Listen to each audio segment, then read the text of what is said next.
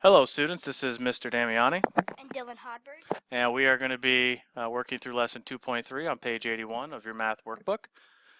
The topic for today's lesson is multiply fractions, and our essential question is, how do you multiply fractions? We're going to teach this process through the Unlock the Problem on page 81. Please follow along and highlight any key pieces of information that we see in the problem. Sasha still has 4/5 of a scarf left to knit. If she finishes 1/2 of the remaining part of the scarf today, how much of the scarf will Sasha knit today? All right, so as we read this problem, we notice we're going to want a total amount. So if we know we want a total, we know we are going to add or multiply. And in this case, we want a fraction of, so I am looking at multiplication. So when we're multiplying fractions, we want to multiply across.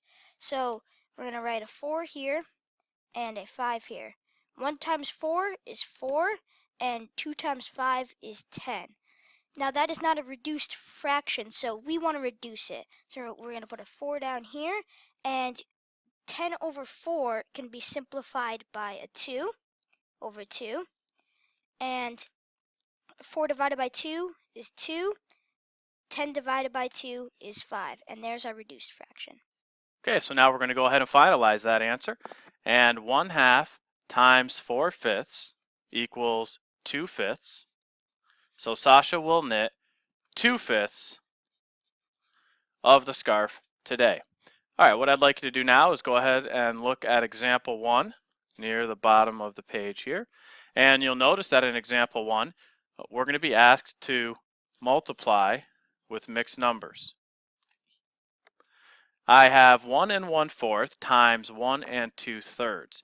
Now it's going to be good, just like we did back in chapter 1, to estimate before actually doing any calculations, just to see if our answer is reasonable. So if we're going to estimate 1/4, we're going to make that a 1, okay, by rounding. 1 1/4 is closer to 1.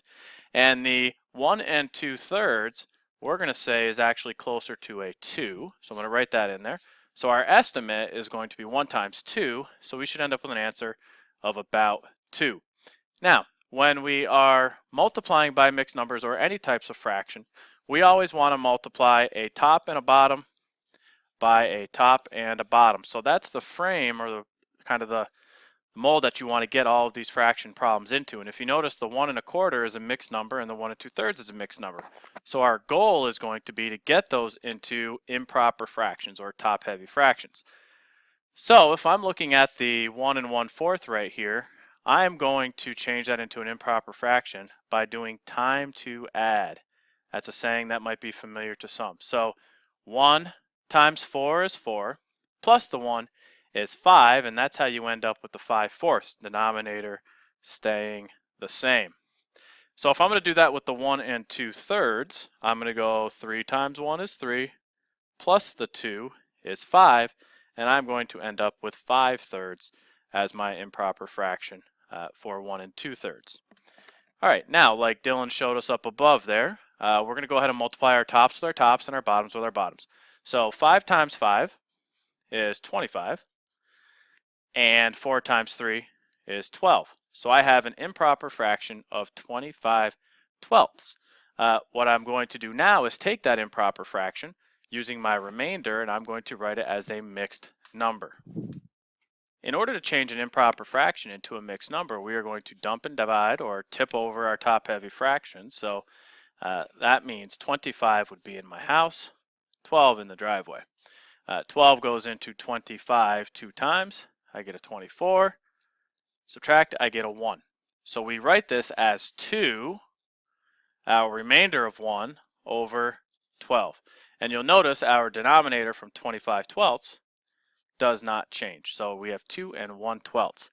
So the estimate, since the estimate is 2, the answer is reasonable. So 1 1/4 times 1 2/3 is equal to 25/12, or 2 1/12. Okay, what I'd like you to do now is go ahead and turn to the share and show on page 83. Okay, we're going to go ahead and start reading our directions here. So we are going to find the product and write our answer in simplest form. So we're going to want a reduced answer when we're done. Question 1, 6 times 3/8. So we have a whole number multiplied by a fraction. If you remember back to 5th grade, anytime you have a number, we're dealing with fractions that doesn't have a bottom, you got to give it one. All right, so now we're going to go ahead and multiply across. 6 times 3 gives me an 18. And a little bit of sloppy with the handwriting there. 1 times 8 is 8. So if we are going to reduce this answer, we would like to go ahead and take our 18 over 8, and we're going to divide out a common factor, and in this case we can divide out a common factor of 2, and I end up with 9 over 4, or 4 goes into 9 2 times with 1 left over, so I end up with 2 and 1/4. All right, I'm going to go ahead and turn this over to Dylan. He's going to walk you through question 2. So, as Mr. Daviani said, we need to find the product, which means multiplication, and a key piece of that is simplest form. So we always have to reduce the fraction afterwards. So we're multiplying across.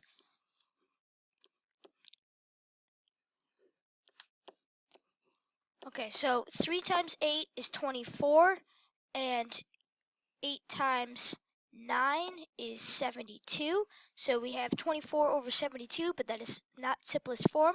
So we're going to bring it up here, and I know that an easy thing that can go into this is 2 over 2.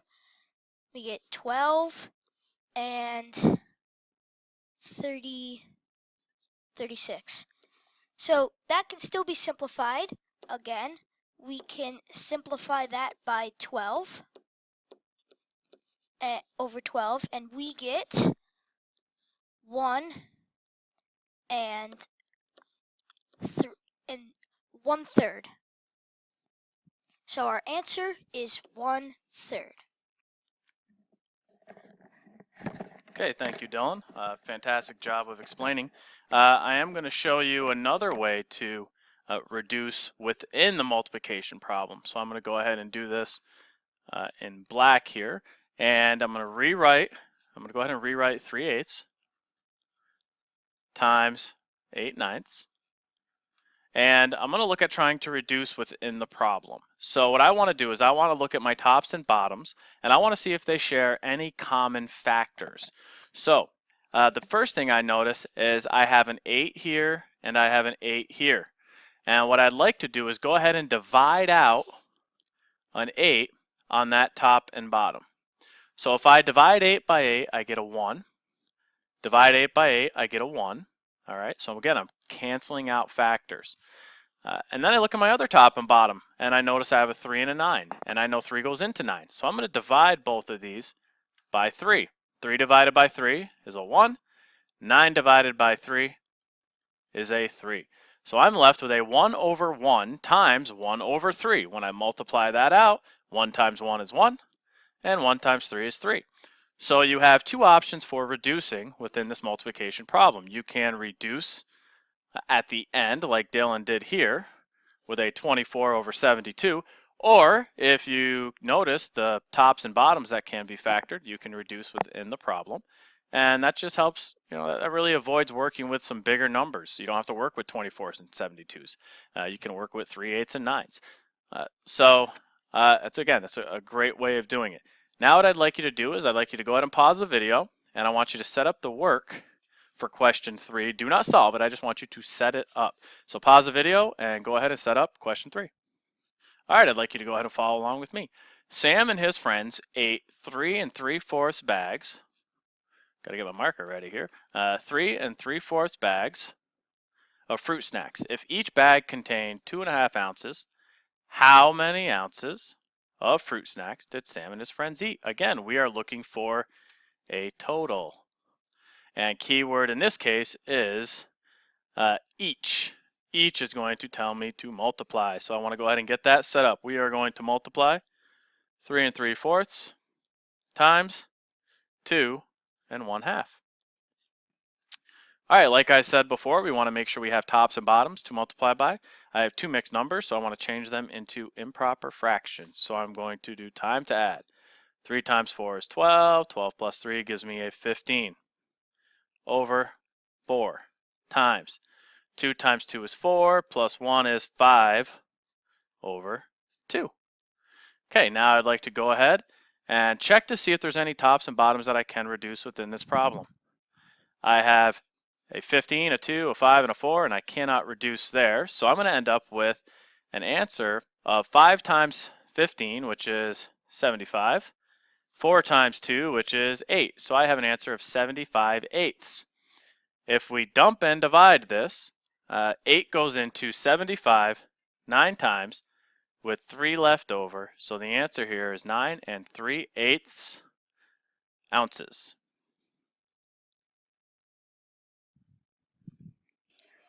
All right, what I'd like you to do now is take a look at question 4 here. Go ahead and circle question 4.